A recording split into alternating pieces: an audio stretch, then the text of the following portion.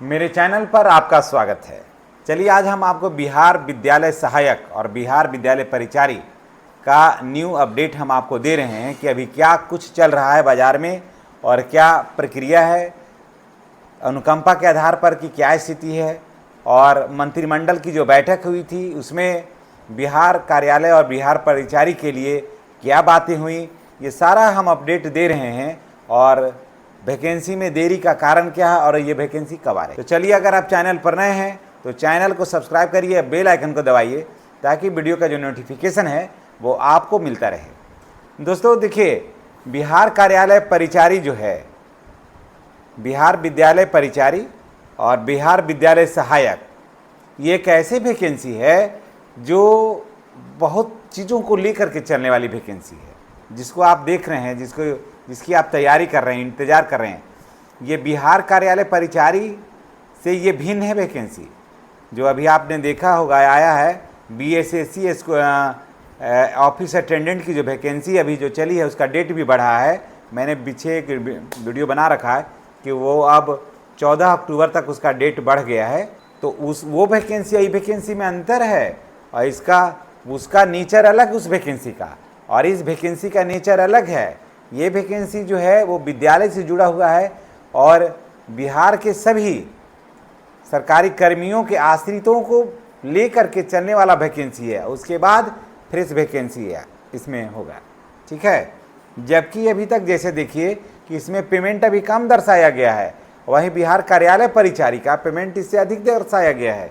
लेकिन पेमेंट इसमें ऐसे आप देखे होंगे कि 15,500 रुपया है बिहार विद्यालय परिचारी का और 16,500 है विद्यालय सहायक का। लेकिन इतना ही रहने वाला नहीं है।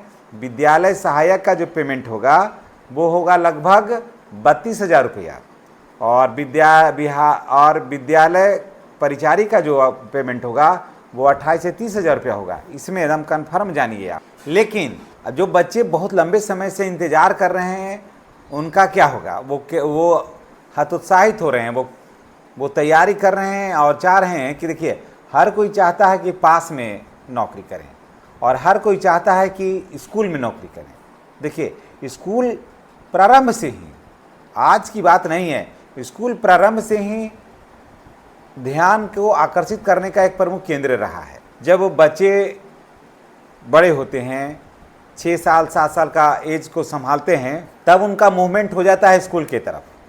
तब वो स्कूल की तरफ जाते हैं, फिर गुरु के पास वो बैठते हैं, गुरु से शिक्षा हासिल करते हैं, गुरु के बातों को जानते हैं। गुरु का असर बच्चों के ऊपर होता है। तो और उसके बाद उन्हें हर गांव में एक आध दो टोला को छोड़ दिया जाए तो ज़्यादातर गांव में विद्यालय है जहां पर सरकारी कर्मी काम करने आते हैं। उनके काम को ये लोग देखते हैं तो देखिए, मन है, इसकी मनोदशा को बदलते देर नहीं लगती है। तो लगता है कि हम भी यहीं पर काम करते। यहाँ जो शिक्षक हैं अपने घर का काम कर लेते हैं, उसके बाद विद्यालय आते हैं, विद्यालय का काम कर लेते हैं, है ना। तो स्वाभाविक है कि आकर्षण का केंद्र विद्यालय रहा है प्रारंभ से। आज कोई नई बात नहीं है। और आज भी देखिए, बिहार के विद्यालयों में दूर दूर से शिक्षक शिक्षिकाएँ जा रही हैं। तो स्वाभाविक है कि जो बच्चे BEd नहीं किए हुए हैं, जिनके पास बहुत ज़्यादा मेरिट नहीं है, तो वो चाहते हैं कि कम परेशानी में अगर हम विद्यालय पहुंच जाते हैं, ठीक है, हम टीचर नहीं बने लेकिन क्लर्क बन जाएं, हम वहां पर परिचारी बन जाएं, तो भी उनका जो सपना है वो साकार हो जाएगा और उनका उद्देश्य सफल हो जाएगा।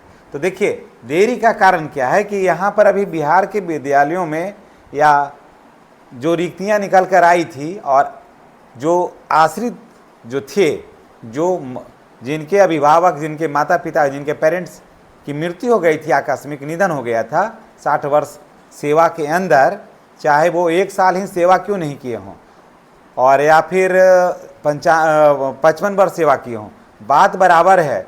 सभी के आश्रितों को नौकरी दिया जाना है। तो वैसे लोग आवेदन किए, कुछ का डॉक्यूमेंट्स पूरा नहीं था तो सरकार ने डॉक्यूमेंट्स के लिए समय दिया, कुछ का एज अधिक हो गया था तो कुछ को एज के लिए सरकार ने समय दिया, कुछ को 45% से कम नंबर था, उसके लिए बोर्ड की बैठक हुई, कमेटी का गठन हो गया। तो इस सारे निर्णयों को साथ में मिला करके ये वैकेंसी जो है वो आगे बढ़ रही है। इसलिए इसकी रफ्तार जो है वो थोड़ा आपको कम महसूस हो रहा होगा। लेकिन आप ये जान लीजिए रफ्तार कम महसूस अब अवश्य हो रहा है, लेकिन ये जब निकलेगा ना तो धमाका करेगा, धमाका पूरे बिहार में। इसलिए उस धमाका को सहन करने के लिए आप तैयार रहिए, और ये आ रहा है और बहुत जल्द आ रहा है। मंत्रिमंडल की बैठक हुई थी बुधवार को, जी हाँ, बुधवार को जो मंत्रिमंडल की बैठक हुई थी, तो मंत्रिमंडल में आपने देखा होगा अखबारों में भी कि इसकी चर्चा हुई थी। बिहार विद्यालय सहायक और परिचारी की चर्चा हुई थी कि ये वैकेंसी को फ्रेश लाया जाए अविलंब, ताकि सरकार जो 10 लाख लोगों से ऊपर का रोजगार देने का जो वादा किया था, उस वादा को ये हर हाल में पूरा कर सके। और हर पार्टी ये चाहती है कि जो वैकेंसियाँ खाली हैं, जो वैकेंसियाँ पड़ी हुई है, वो वैकेंसी को हम ही टेकअप करें ताकि मेरा नाम हो, है ना। तो ये नीतीश गवर्नमेंट चाह रही कि ये वैकेंसी को लिया जाए। तो देखिए विलम्ब का कारण क्या हो जा रहा है।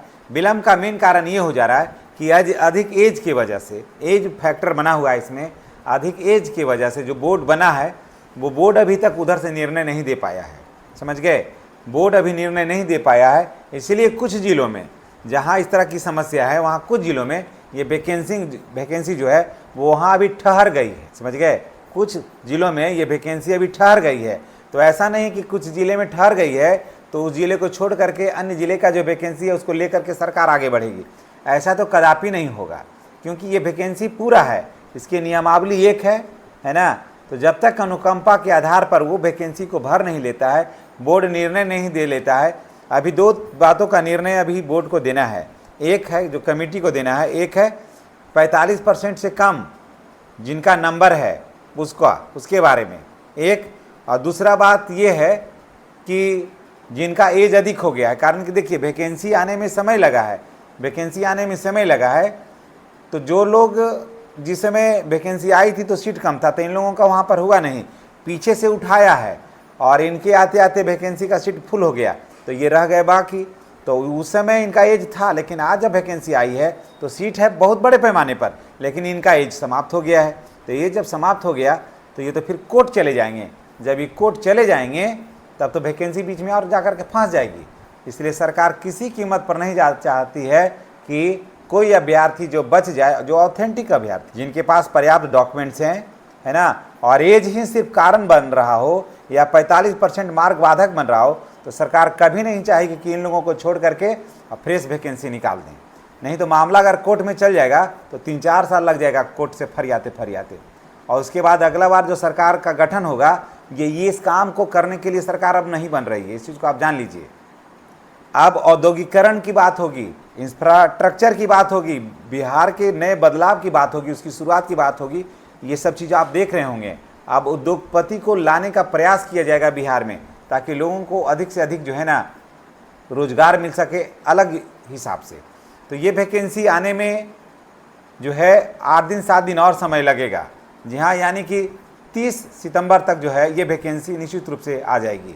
और हमको भी लग रहा है कि कारण कि जो बुधवार को बैठक हुई थी उसमें माननीय मुख्यमंत्री ने साफ कहा कि बोर्ड को अविलंब निर्णय दे करके जो भी योग्य अभ्यर्थी हैं और ज़रूरतमंद अभ्यर्थी हैं, मुख्यमंत्री ने स्वयं कहा कि जो योग्य हैं और ज़रूरतमंद अभ्यर्थी हैं उनके बातों को समेटते हुए, माने कुछ कमी भी है तो भी उनको ले करके वैकेंसी को फ्रीज कर दिया जाए और बोर्ड को निर्णय दे करके, ताकि वैकेंसी निकल जाए और अविलंब में इसको निकालिए। माननीय मुख्यमंत्री ने स्वयं अपने शब्दों में इसे कहा है। तो निश्चित रूप से जानिए कि आपको 30 तारीख तक जो है 30 सितंबर तक ये वैकेंसी जो फ्रेश वैकेंसी है वो आ जाएगी। अगर एज फैक्टर नहीं रहता ना और 45% मार्क बाधक नहीं रहता तो हो जाता। ये ऐसे देखिए बिहार में बिहार कार्यालय परिचारी का जो वैकेंसी आया सेम पोस्ट है, उसमें 45% मार्क्स नहीं चाहिए, सिर्फ मैट्रिक पास चाहिए।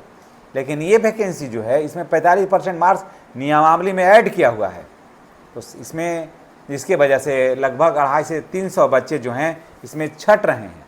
तो इसको शिथिलता बरतना होगा। सरकार, माननीय मुख्यमंत्री ने साफ कहा है कि उसको शिथिल कर दीजिए, और ताकि अनुकंपा वाले को ये बात, मैंने अनुकंपा वाले को इस मैटर्स को से शिथिल कर दिए 45% मार्क्स के, और आगे लेकर के बढ़ी ताकि फ्रेश वैकेंसी आ जाए। तो दोस्तों 30 सितंबर तक आप इंतजार करिए।